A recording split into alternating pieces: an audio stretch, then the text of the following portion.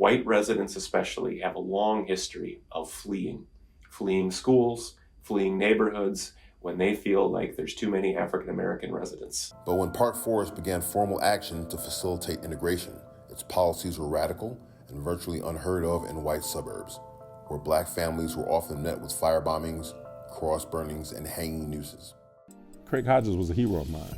Pete Stanisic, one of my best friends in high school, hero of mine. That's what my growing up was about in Park Forest, heroes. The U.S. Supreme Court eventually upheld the controversial practice of integration maintenance. When they first moved into Eastgate across from Algonquin School, okay, the guy next door put up a basket weave fence that he painted black on their side and white on his side. Klutznick's unique concept for Park Forest was later commemorated in the Smithsonian Institution for launching a new way of life in suburban America after World War II. I felt that I was everyone's kid, for the most part. Like if my mom and dad weren't here, the Parkers, the Glines, or the Winstons, or the Thomases, they'd all kind of look after you. Vice President Richard Nixon visited Park Forest during the 1956 presidential campaign and again in 1960 in his first campaign for president. Park Forest was not racially integrated at the start, contrary to what some people believe. News of a black family moving into an all-white Chicago suburb made Time magazine.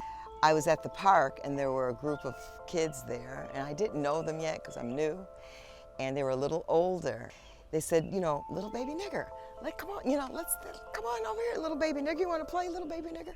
Park Forest was navigating the challenges of growing racial integration in 1967, when Look magazine featured the Simpson and Robinson families in the story, Negro in the Suburbs.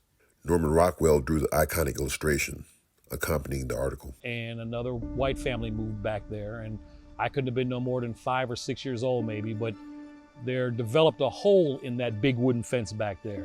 And there was a little boy back there, and his name was Jimmy. And I used to meet Jimmy at the corner of the fence where the hole was, and I guess we talked about rocks and flowers and apples and whatever was in the yard. So we kind of built that friendship from that. For the most part, it was arm in arm. That I was taught to love my brother Stan more than myself. That's how we were taught. The black population grew to 12% in 1980. The white population was almost 85% when Park Forest elected its first black mayor in 1981. Yeah, I believe I wrote on my undergraduate application about describing Park Forest as a utopian place to grow up. I could only imagine the thoughts that ran through my head as to what kind of experiences I would have had on this growing up in the south side of Chicago. Park Forest, at the time, it was just a melting pot. So, and it turned out the government might have been doing an experiment, and it worked.